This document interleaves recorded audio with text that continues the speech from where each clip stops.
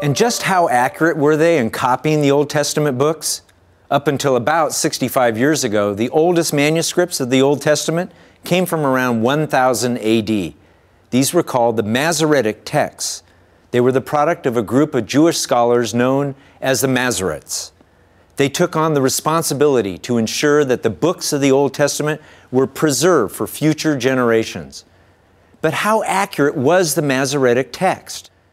Many scholars suspected many errors had occurred in the copying process. Many people believed them until one day in 1947, a boy threw a rock into a cave.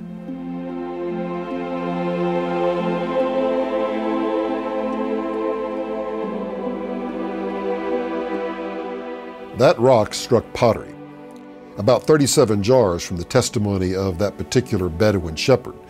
And in those jars were scrolls made of parchment. On the scrolls were written copies of the Bible. Every book of the Old Testament, except for the book of Esther, was represented among those scrolls. And then also other documents, sectarian documents, but many of these were commentaries on the Bible, so included biblical text as well.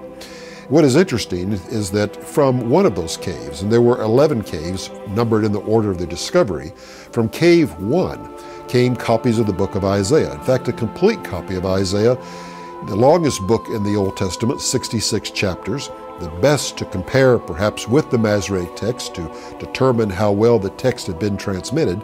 And in that text, we realized that 95% of that text aligned with or agreed with the Masoretic text, written over 1,000 years later.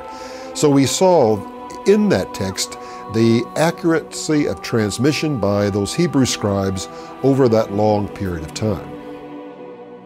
The Dead Sea Scrolls have been called the most important biblical archaeological find in history. While they are called scrolls, what they mostly consist of is 19,000 fragments. Putting them back together would require some of the most sophisticated science available. Well, Dr. Maier, what I have here is an original biblical Dead Sea Scroll fragment from Cave 4 at Qumran.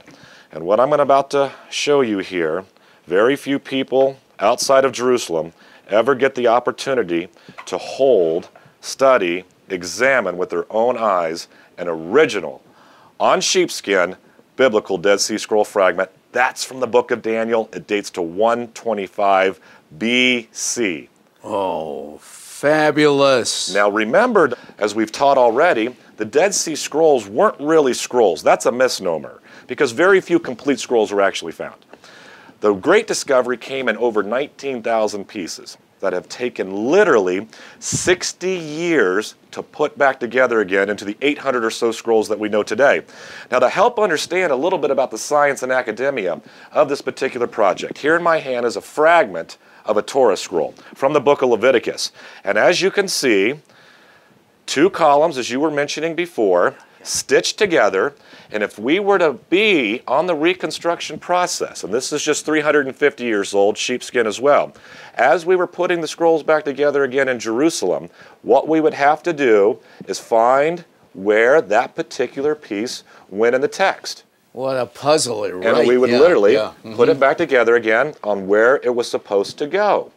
There were numerous copies of the exact same scroll. For instance, 36 copies of Psalms. So how were we able to put the scrolls back together again? Yeah. Three unique techniques have been the choices there. Handwriting style. Very unique handwriting styles to some of the scribes. And because of infrared technology, we were able to line the piece up where it was supposed to go. Now, Dr. Maier, here is an example of the technology that was used in Jerusalem in the reconstruction process. Here is how things look to the naked eye. However, when we switch things over to the infrared, look how clear that text becomes. Fascinating. But how, because of the duplicate copies, were we able to make sure that piece went into the right spot? Well, remember, just like humans, animals have unique DNA. Therefore, all we had to do to make sure the right spot, the right piece went into the right spot, We would then DNA test pieces to the north, west, east, and south, and if they all matched the same DNA, we knew we put the scrolls back together again. Literally, what's taken over 60 years to perfect and to publish accurate data out of Jerusalem literally has taken that long for only one reason: making sure that we put the project back together again accurately. But this is just a wonderful little piece, and again, a perfect representation of what the Dead Sea Scrolls truly were. 19,000 pieces put back together again into over 800 unique scrolls. Archaeology actually is a very young discipline. It's only 125 years old, and yet spectacular discoveries are being made.